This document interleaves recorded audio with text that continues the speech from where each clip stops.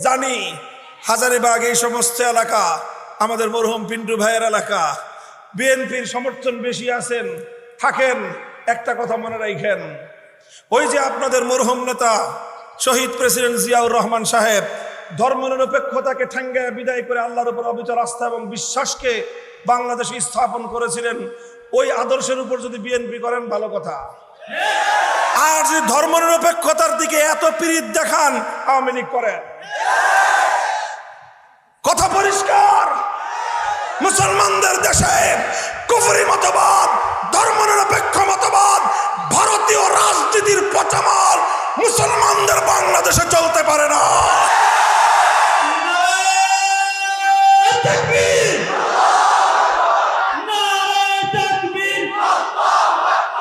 ইসলামের শত্রুরা হুঁশিয়ার সাবধান, ভারতের দালালেরা ফ্যাসিবাদের দখলেরা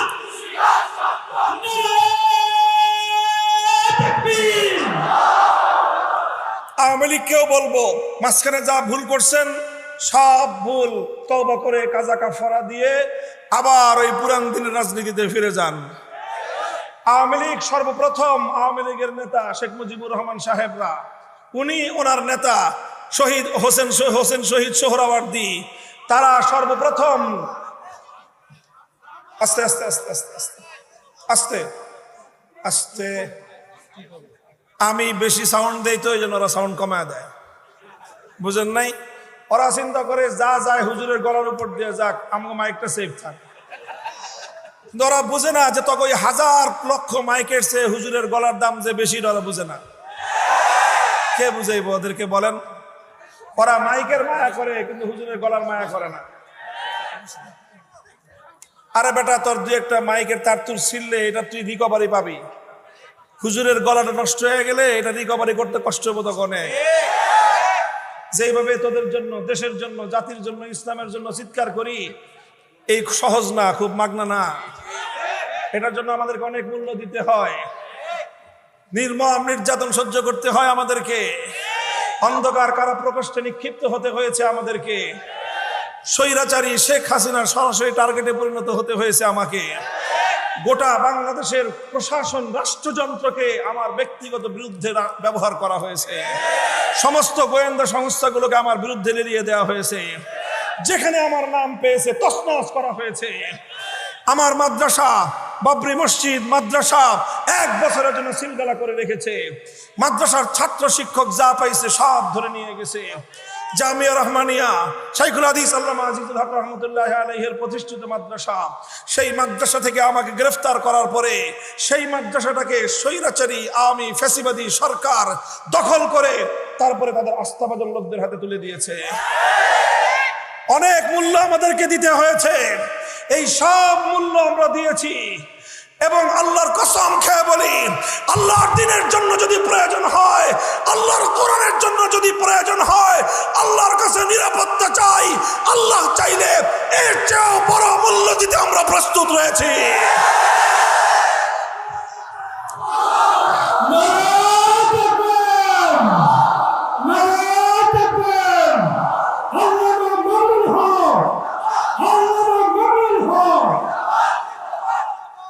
মোহতারাম হাজিরিন, যেই কথা বলেছিলাম আওয়ামী লীগের লোকজনের প্রতি, আমি শুরুতেই বলেছি ঠান্ডা মাথায় গিয়ে চিন্তা করবেন, সেকুলারিজম মানবেন না ইসলাম মানবেন? আরে ভাই, আপনাদের জিগাই নাই, আপনারা তো ইসলাম মানবেন দেখে ওয়াজ শুনতেছেন, আর মামুনুল হকের ওয়াজ শুনতেছেন, বুঝেন না? এই হালকা পাতলা ইমান থাকলে মামুনুল হকের ওয়াজ শুনতে হয় না।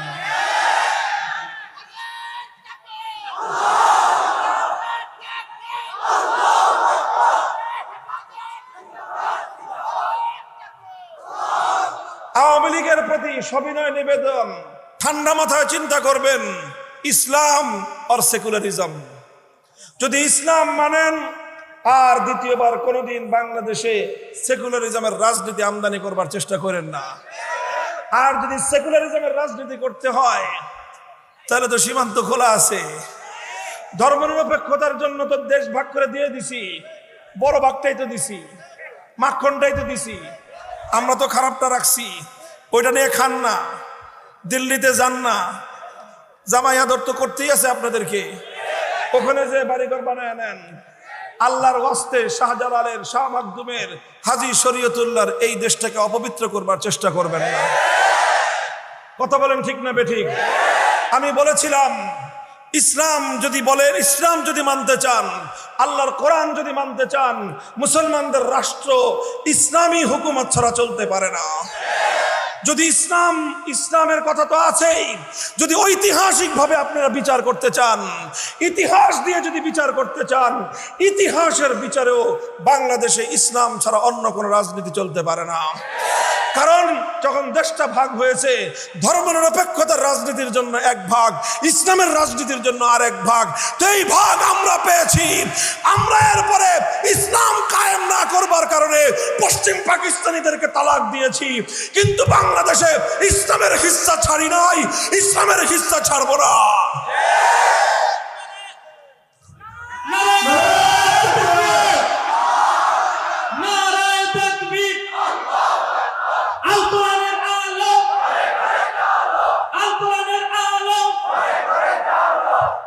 দেখেন 2024-এর 5ই আগস্ট যে বিপ্লব হয়েছে, আমি আমার কথা সমাপ্তির দিকে নিচ্ছি।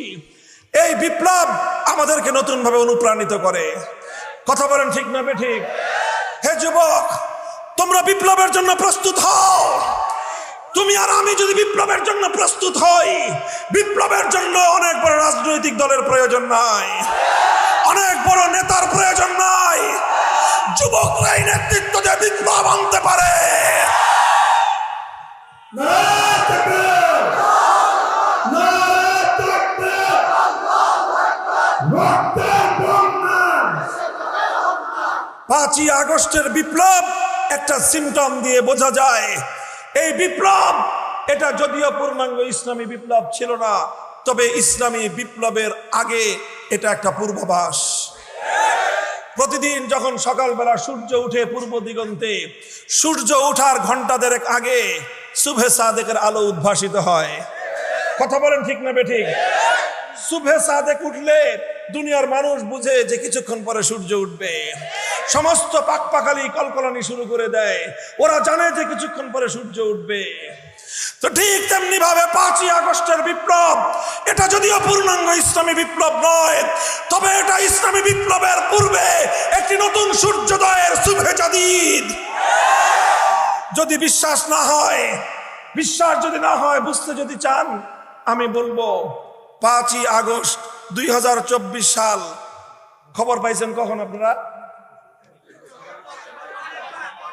2টায়।